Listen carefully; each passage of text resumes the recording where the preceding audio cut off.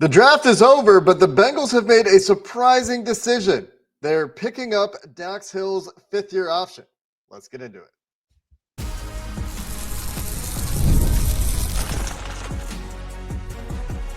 You are Locked On Bengals, your daily Cincinnati Bengals podcast. Part of the Locked On Podcast Network, your team every day. What up, Bengals fans, and welcome to another episode of the Locked On Bengals podcast, part of the Locked On Podcast Network, your team every day. I'm Jake Lisco. He's James Rapine, and we've been covering the Cincinnati Bengals here on Locked On Bengals since 2016, and you can find James' work as well over at BengalsTalk.com for some written content about your Cincinnati Bengals. Of course, the everydayers know that. Welcome back to all the everydayers out there. And if you're not an everydayer yet, you can hit that subscribe button on YouTube or anywhere you get your podcast. Makes it very easy to not miss an episode of Locked On Bengals, and want to shout out all of those of you out there who make us your first listen as well. Today, we're going to dive into what it means that the Cincinnati Bengals picked up Dax Hill's fifth-year option. A bit of a surprise coming off that ACL injury for Dax Hill. There was certainly a good argument that they could have waited to see how his 2025 played out and then try to make a decision on his future later. We'll start there and then take a step back and look at the depth chart overall after the draft and see what stories we'll be watching as the offseason and then preseason arrive as the calendar ticks on. But James, we start with Dax Hill, the Bengals picking up that fifth-year option, which guarantees Dax $12.7-ish million for 2025 and a spot on the Bengals, 2026, and guarantees him a spot on the roster next year. It's one of those decisions. Like, there's been a lot of things that have ran through my head. I was talking about this with some of our colleagues that cover the team during the draft, and I'm as big of a Dax Hill fan's the wrong word, but I'm as bullish on Dax Hill as anyone, right? Like, I just think he can play. I think he can do a bunch for you, and clearly the Bengals front office feels that way too. And yet, maybe it's coming down where they end up signing him long-term. But I was just like, man, if you're going to commit to $13 million, throw a few more million in and get him locked up for a few years. And maybe that's the next thing. That's the next thing that's coming down the pike, and they want to see how he recovers and all of those things. But when it comes to Dax Hill, clearly this front office from the get-go, when they had him and they had a really, really high grade, nearly top 10 grade on him on their draft board in 2022, they drafted him 31st overall. They felt great about his versatility and athleticism and how he could impact the game right away. So much so that I think mid-season, people went up to Lou, powers that be, and were like, hey, Lou Anarumo, well, can you get Dax on the field? And we know what happened. He didn't really get on the field much as a rookie. And then year two, he's asked to replace Jesse Bates, and Nick Scott certainly didn't work out. Dax Hill has 105 plus tackles and all of those things, but had missed tackles, had some issues on the back end. And I think that's when people soured on Dax Hill from a fan standpoint. A lot of people did. This says that the front office never did, that they never wavered, that they've always believed in him, even at that time, because they saw him play 5 games at corner last year, Jake. It wasn't 15 games. It wasn't a huge sample size.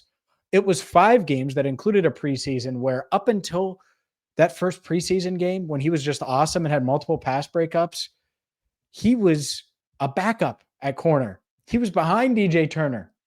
And that quickly flipped, and he won the starting job. And I think he was their best corner through 5 games last year. So I get it. I understand it. But I think that's the overall takeaway is the front office has not blinked, has not wavered in their assessment of Dax Hill. And they still believe that he's going to be a really high-end player, and not just for 2025, but a building block. I would say a building block of their defense. We talk about who's part of the future of this defense. I think Dax Hill certainly is based on this move. I think even beyond the front office, there's a takeaway here that is this requires a level of organizational alignment, and it requires feeling pretty good about his recovery, I think, from that ACL that says he's going to be on track to contribute and play a big role this year. I don't think you're giving him guaranteed money next year if you're not expecting him to be a starter this year. And it tells you that I think the defensive staff is on board. I don't think you get this move unless there's organizational alignment here. And so it tells you that, yeah, the front office hasn't wavered in their belief, but this new defensive coaching staff, which includes the same cornerbacks coach, same safeties coach, so some continuity there, but led by Al Golden, still believes in Dax Hill and has a plan for Dax Hill. I think that plan to me is a little bit unclear. It would seem that he should be in line to continue to play outside corner. That would be my default assumption. But with Cam Taylor-Britt, DJ Turner, and potentially even Josh Newton in the mix for other roles in that cornerback room, that's where it gets really murky to me as to what exactly shakes out here for starting roles. Because if you give Dax this fifth-year option, which they have, it certainly suggests that the starting role should be his. And so what does that say for Cam Taylor-Britt, for DJ Turner, and even potentially for Josh Newton as they try to get their best corners on the field? That's the next step that I'll be very interested to see how that works out, as you can't really take away much in OTAs as far as like who's out there, quote unquote, with the starters, especially as Dax is recovering. But as we see Dax get back into practices, hopefully in training camp, hopefully that's the trajectory for his recovery. What do those rotations look like? What does that competition look like? Who's getting reps where? Those are the questions for me that this evokes, even though I think it tells us that there is a very clear plan from the defensive staff, because otherwise I don't think you see this move happen. This is a big commitment. So Yeah, I get that. I do. And I think he is going to be starting, and I think he's going to be starting outside. And I struggle with the idea that, oh, well, they're going to commit to paying him $13 million to kick him inside. And I know the nickel money is going up. Yeah, I know the nickel money is going up and all that. I just, that doesn't sound right. That doesn't line up. Now, what's interesting in this, you want to talk about alignment. If the trust is there in Al Golden to maximize what they have, could they do some of both? Depending on the matchup, say, all right, Dax, well, you're going to go inside here and you're going to deal with this guy. Well, and I've talked about the idea of the Leon Hall role for Dax Hill before, where he's outside in base, but kicks into nickel when they put three corners on the field. And maybe that's it, which Leon Hall is as valuable as any corner. Let me think about this. The past 20 years for the Bengals. How much do you value Pac-Man's punt return ability? Yeah. Leon Hall is a better corner than Adam Jones, though, and so, yeah, prime Cheeto for that year was really, really good, but like Leon was just awesome. And he was better for sure. Yeah, for sure. And so, like, if he can be 85% of that, and that's probably what the Bengals are saying. We drafted him, we developed him, and you do make a really good point about this. Al Golden watched him. And I also think it's worth noting that Al Golden, after meeting with Chuck Burks, the Bengals cornerbacks coach, said, I want Chuck Burks. I want to keep him in the building. Even though he has other job offers, I want to keep him here. And so, and I know that Chuck is bullish on Dax. So I do think, by the way, it's not just front office, to your point. I agree with that. I was really front office heavy in that first part. But I just think this is like, hey, Lou, you were completely wrong. Like, you are so wrong. You couldn't be more wrong. That's what I mean by that. Not the current coaches. Like, Lou, you can't, because I remember what was it? It was at the end of the 2023 season. And Lou just straight up, like, on record was like, that play is Dax Hill's fault. And then the next week he took the wrong angle on George Pickens. And it was like back-to-back weeks of just like, oh my gosh, he just can't. And I get it, because he did make mistakes. There's no doubt. But I think you can obviously see the talent as well. So we'll see what happens here. But I would be stunned if Dax Hill isn't not just a starting corner, but I think he's your outside guy and playing. I'll put it like this: playing the most snaps out of any of the corners. I think as long as he's healthy, he's going to be doing that. The Bengals did not make an addition at corner in the NFL draft, despite some speculation that they might be interested at various points from various national folks in particular. But the fifth-year option, while it doesn't impact the roster for this year, it does impact how we perceive those cornerback battles, right, as we're discussing here. And that's just one of the many interesting parts of this depth chart. As I thought after the draft would be a good time to take a step back, James, and look at the depth chart on the whole, see where they've had additions, see what rooms are the same, what that means for the veterans already on the roster, what that means in terms of where they have the ability to still add veterans and where that could make a difference. Let's take a step back, James, and look at this entire depth chart post-draft coming up next. Today's show is brought to you by FanDuel. FanDuel is America's #1 sports book, and the NBA playoffs roll on. The Lakers, well, their backs are against the wall. Will LeBron James and Luka Doncic find a way to rally against Anthony Edwards and company? Or is it all about the T-Wolves? And by the way, as much drama as there is in the Western Conference, well, is it just going to be the Thunder? Are the Thunder just going to roll? Regardless of who you think, you got to get in on all the fun with America's #1 sportsbook right now, because FanDuel is going to give you $250 in bonus bets when you place and win your first $5 bet. Again, that's it. Throw $5, maybe you throw it on the Cincinnati Reds. Maybe you do throw it on the Los Angeles Lakers to handle business in Game 5 and keep their season alive. And boom, if that bet wins, you'll get $250 in bonus bets. And after the game tips off, you can even live bet all things NBA, Major League Baseball, and so much more. Don't miss out. Head to FanDuel.com and claim your $250 in bonus bets today. James, let's start with the offense, because I think there's less depth in the depth chart on offense that requires detailed conversation. The quarterback room is a quarterback room. Joe Burrow, Jake Browning, that's probably it. The running back room, a little bit interesting. Do they keep 3? Do they keep 4? Chase Brown, Zach Moss, Samaje Perine, Taj Brooks. Does Zach Moss make the roster? Big question there. I think that, Kendall Milton, a guy that some people thought should have had some run last year, and at the very end of the year was up for a few games. I think probably uphill battle. Wide receiver, your first 4 pretty locked in. Jamar Chase, T. Higgins, Andre Yosevach, and then Charlie Jones, I think. Jermaine Burton, almost certainly, unless he blows it in the preseason. I think they give him a second year. And then who's number 6? That's a question. Isaiah Williams, probably the favorite for that role right now, but they brought Kendrick Pryor back again. And there is probably one of the more interesting reported college free agents. We haven't really talked about those guys too much yet, but Jordan Moore from Duke. Is he going to get in the mix there? But then where it really gets interesting is the offensive line battles that we're going to see. Those are the big questions at this point, where they've added some players in the draft. And I think tight end could be a little bit interesting at the back of that room as well. But offensive line is where it's really interesting on offense, right? Well, yeah, that's why we've spent so much time talking about guard being their biggest weakness. Now you have 2 guys that should, could, and very well better be, in my eyes, battling for starting jobs. I don't know why Dylan Fairchild would be, oh, well, yeah, it's potentially his job to lose from a left guard standpoint, which I'm not arguing with.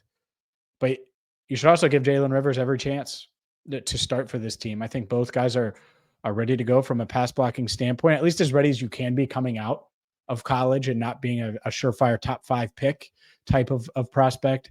And so can those guys be better than Cody Ford and Cordell Volson and Lucas Patrick? Wouldn't shock me if they are. Is Matt Lee in that conversation? I don't think so. I don't think so. I honestly, maybe I'm wrong. And I know everyone wants him to be in that conversation. It just doesn't feel that way. Like when I asked, and you ask in public, it's or private, but I've only asked in public. I'm not going to burn one of my private conversations on that, but at least not at this stage of the offseason. But I was like, all right, well, is Matt Lee in the running? It's like, oh, well, yeah, we like our guys to be versatile. And it's like, all right, well, you could just say that. You could say that about any player ever. But if it was like, yeah, we think that he does have some positional flexibility. He's added some weight. We're going to try him there. We certainly think he's athletic enough. So really excited to see what he'll do there.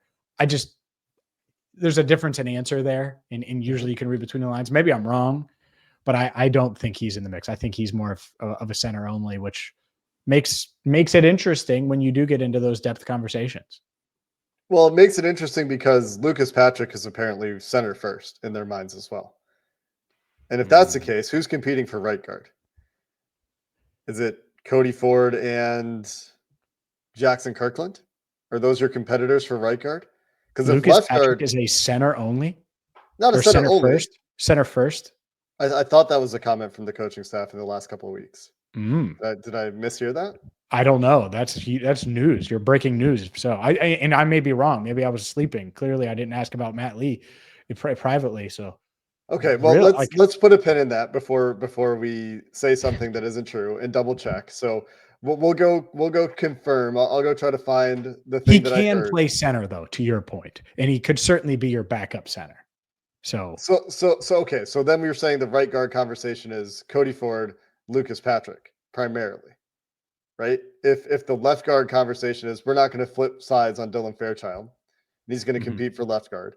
Cordell Volson has never, to my knowledge, worked anywhere but left guard. I don't remember him ever working anywhere but left guard. Jalen Rivers played on the left side when he was at Miami. So are those your primary competitors at left guard? And then at right guard is a Cody Ford and Lucas Patrick.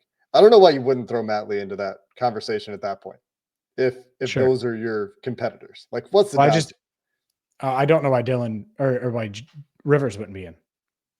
Just because he only played on the left side. That's the only thing that I'm thinking. But he's gonna take reps at right tackle. I know that. Mm-hmm. So because I think if he doesn't start, you're hoping he's your swing tackle.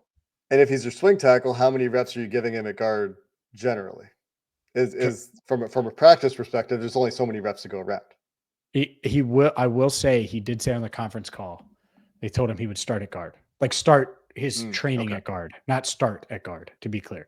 But then they said, oh, well, we're going to try him. So I think they're going to try him everywhere early, and then see what he can handle. See if they feel like he can handle both. They did this with Jermaine last year. They tried to just throw everything at him, and then it was just kind of like, all right, let's dial it back some. So just to see where he's at, and I think he's going to be able to handle it. So hopefully he does, because I think Lucas Patrick is fine when he's like guard 3 and center 2 and all of that. I would be intrigued with Matt Lee and trying him at guard, but you got to figure this out. And as you were going through those guys and like talking about right guard options, I'm like, hey man, Brandon Scherf, how about you wake up and you just come to Cincinnati and you solve this problem? Solve this problem, because then the offensive line has depth. It feels complete.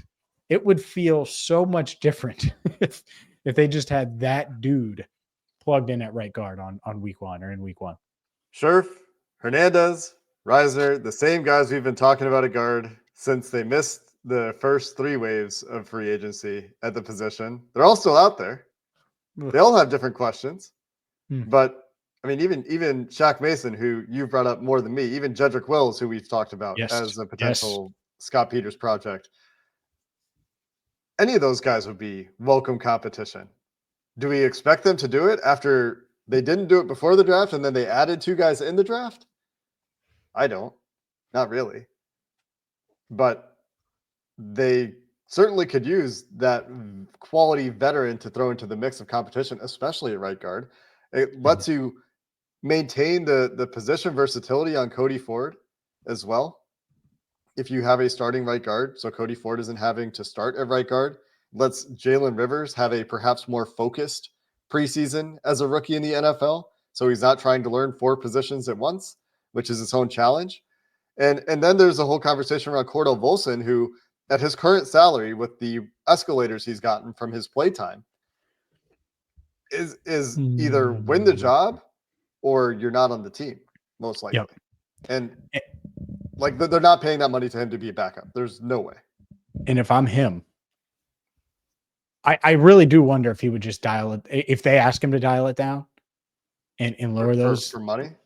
Yeah. Because that's happened.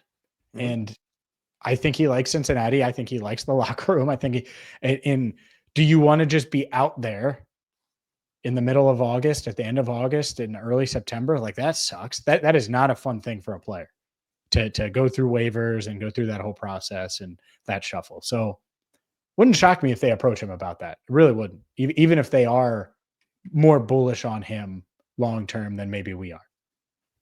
Going to be interesting on the offensive line, and certainly a place where they could use a veteran shot in the arm. The draft has not changed that in my mind. If they go with the hypothetical Tate Ratledge, then Dylan Fairchild route that we discussed yesterday, maybe I feel a Whew. little bit differently about that. Whew. And maybe I feel That's like you sad. have enough like premium rookie picks in the room. But I don't Mhm. think unless Jalen Rivers exceeds expectations, there's an expectation that he's competing seriously. Like he should be in the competition, but I don't think anyone's expecting him to win a job right now, right? You could sign Scherf and then cut Volson, and it'd be like a $2 million difference cap. Like the Zach Moss contract restructure Yeah. could be the difference in cap numbers. Like it'll be a little more than that, but like not much, man. Like just get Scherf here. Well, and cash, Sure. depending on what the contract works out to. Oh, Let's get to the defensive side of the ball here, James, where there's certainly the potential for a couple of veteran additions, I would say, as well. mm. More additions for the Bengals on that side of the ball, but a few spots where we thought they might add and they chose not to. We'll go to the defensive side of the ball coming up next. Have you ever checked your bank account and wondered, where did all my money go? Between dining out, online shopping, and entertainment, it's easy to lose track. That's where Monarch Money comes in. It's your personal CFO. It gives you full visibility and control over your finances. And maybe you're sitting there and you're like, how in the world are we going to pay a starting right guard? Well, Monarch Money isn't just a budgeting app. It's a complete financial command center, and it's going to allow you to track all of your accounts, investments, spending, cap space in one place. So you stop just managing your money and you start building wealth. And they have awesome insights. When you use Monarch, you realize how much you're spending on different things. Maybe you're spending too much on food delivery. Maybe you're spending too much here and you want to allocate it to the right guard fund. You can do that with Monarch Money. Take control of your finances with Monarch Money. Use code LOCKEDONNFL at monarchmoney.com for 50% off your first year. That's monarchmoney.com, code LOCKEDONNFL for half off your first year. James, as we look at this defense, and there's probably more to talk about at the tight end position at the back of the roster. Just to be fair, we didn't get to Well, it. we have time. We have time We to do talk have about time. that on another show. The off season is long, my friend. Plenty of time. Oh, yeah. I'm just acknowledging it for anyone who wants us to talk Yeah. about Cam Grandy and Tanner McLaughlin and the Colston tight end Loveland. Oh, 3 farewell. conversation. Enjoy Chicago, sweet prince. Go ahead. But the defense has an addition at edge, obviously. Joseph Osai returns. Mhm. And so the edge room actually pretty full. 6 deep for guys that I would expect to have a pretty good chance to make the roster. And that doesn't even mention, well, I guess that mentions everybody. Cedric Johnson is part of the 6. Where it potentially gets interesting is this idea that since they didn't add to the interior of the defensive line, which is, I think, a bigger talking point, they're going to ask these guys to play inside much more and get the interior pass rush that they did not add in the draft. They did not get the Walter Nolan pick to last one pick later instead of 16, getting to 17, where they might have made that pick. They did not decide that Derek Harmon was worth the first round swing. And so now we're talking about Cam Sample kicking inside and Joseph Osai kicking inside and Shamar Stewart. Oh, he's got that versatility. He played inside a little bit down to 4I, at least at A&M. Maybe he can play a little bit inside on passing downs. But how many guys do they keep here? And so there is an interesting competition where you got 4 guys on the defensive interior that you expect them to keep. Does that mean they keep 6 edge guys this year? Or is Howard Cross really threatening to make the team? Notre Dame, Al Golden, reconnection in Cincinnati there, undrafted free agent. The defensive line in general, because of where they added and where they're deep and where they didn't add and where they're shallow, I think is going to be one of the more fascinating positions to watch as they're trying to find the productivity they so badly need from the defensive front. Yeah, they need to take that Jermaine Pratt money, which at any moment could go away, could go bye-bye. Over $5 million. They need to take that and invest it in the defensive front. Find one more defensive tackle that you feel pretty good about. And it's tough at this stage. It really is. And that would be, I think, ideal, because you look at this defensive front and you're right. I like the edges. I think there's depth there. I don't want to put Shamar Stewart in a situation where he has to play inside more than he should. And in that it goes for any of these guys, whether it's Joseph Osai, maybe you think Miles Murphy can do that. And so is there someone out there right now that you think can help the interior pass rush? If the answer is yes, then that should be where that prep money goes. That's how you should allocate it. You're getting cheaper at linebacker by getting in a rookie that's going to come in and start right away. It's going to come in. Demetrius Knight is going to replace Jermaine Pratt. We all know it. All right. You have Barrett Carter replacing Akeem Davis-Gaither, essentially, to an extent. And so you get a little less there as well from a money standpoint. Maybe it's Oren Burks too, but still a little less than Akeem cost. Use that money, reallocate that to your defensive front. And honestly, Jake, it's why the plan and when they re-signed BJ Hill, it was like, like I get the nose tackle with TJ Slayton. You needed that. And this isn't against BJ Hill, but it just kind of, it's not like you're cutting a second or third round pick that you feel like has upside in Chris Jenkins or McKinley Jackson. And so it just kind of gave them a lot of numbers there and not a lot of wiggle room. And I do think that there were moments of the draft where they looked at the defensive linemen that were available and they were like, maybe that guy adds juice, but we have Chris Jenkins and we have McKinley Jackson. And so it kind of limits you, not in the first round, but it limits you in round 5. I think it was they were probably done. And they knew that, there's probably not a guy there that we can add that's going to really push to make this roster. Or a guy that's going to play significant snaps where the trade-off between picking another player there is worth drafting a guy that you don't have a very clear path to playing a lot for, or you don't want to have to ask to play a lot. But as a result, your fifth guy right now is Howard Cross, which nothing against Howard Cross or the big signing bonus they reportedly gave to Eric Gregory. But you're talking about undrafted free agents there that I think are still fringe cases to make the roster. When you're talking about Cedric Johnson, who flashed, when you're talking about Cam Sample, who coming off injury, sure, maybe he's not ready, but if he is a solid player in the NFL with a demonstrated track record when he can be healthy. So I don't think you're cutting any of those guys for a fifth defensive tackle. But at the same time, going into the season with only 4 defensive tackles, I mean, you're asking a lot of your edge guys to kick inside that often. I do think that is going to be a very interesting roster construction puzzle for them to work out as they get through the preseason and try to figure out, where do these guys fit into the schemes and the play, what are the packages rolling out there? And of course, last offseason, we saw the depth tests that come and their depth on the interior of the defensive line right now is worse than it was at this point last year. And last year they got battered on that defensive interior in the offseason.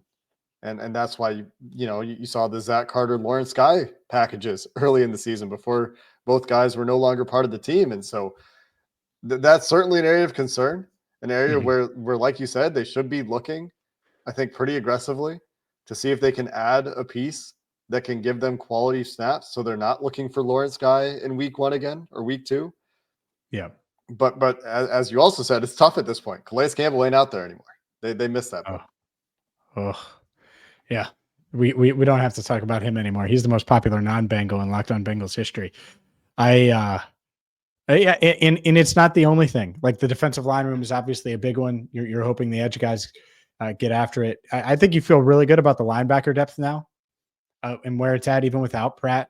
In that'll happen at some point. But Wilson, Knight, Burks, Carter, and then you got Jung Meta and Hayward and all those guys on the back end fighting. Overall, really the only other spot we talked about corner to start the show a little bit with Dax. So I'm just going to go to safety because I think safety is the one where, you have Stone and Battle, and I think they're entrenched as the starters. And I think we probably have concerns about both of those guys, but certainly Stone. But then after that, it's like, all right, well, how do they feel about Tyson Anderson? Well, Lou never put him on the field on defense. So we know how Lou felt. I wonder how this new staff feels about Anderson, about Anthony, and maybe there's something there that we're missing because they didn't get one and they were really close to getting one a couple of times in the draft, but they clearly prioritized. And I think this matters because they prioritized the linebacker in Demetrius Knight. And then obviously the guard, no one blames them for that, but they thought they needed to address linebacker over safety. And that was their bigger concern.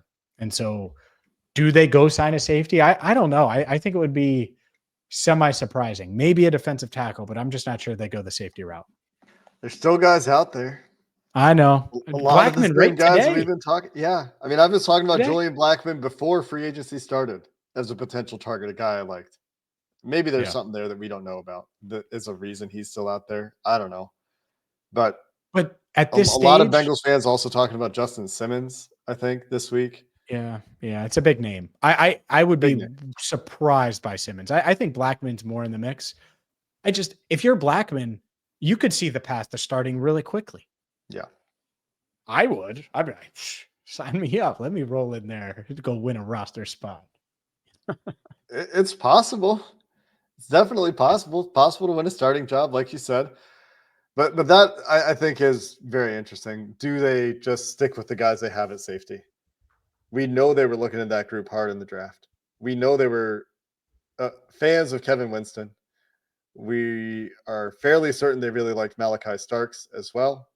Mm-hmm. And they didn't end up drafting either of those guys. Much like we knew that they really liked some tight ends a few years ago. They didn't Yep. draft those guys.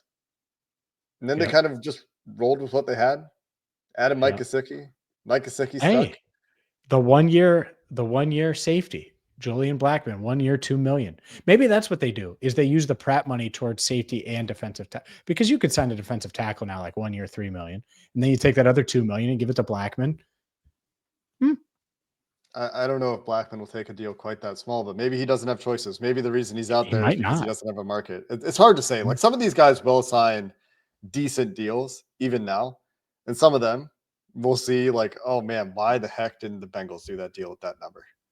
And I'm sure we will think that at some point between now and training camp. But I do think that the draft has certainly bolstered their depth at linebacker. Trey Hendrickson's still on the team, so they're real deep at edge now. And Trey Hendrickson at this point, can't imagine he's going anywhere.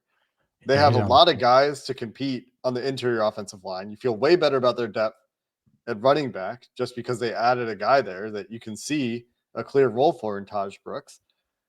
And then there's still questions at safety, at defensive tackle. And even still, despite the additions they have on the interior offensive line, I think still questions there. And that's the primary focus, I would say, to me, when you reevaluate the overall texture of the roster after the draft. Yeah. We'll have more conversation about this draft class, about this roster.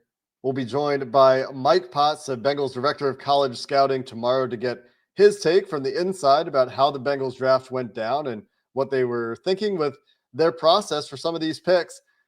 And we'll, of course, be talking more with various experts about various draft picks, the Bengals overall draft class over the next few days here on Locked On Bengals as well. Until then, thanks for listening to this episode of the Locked On Bengals podcast.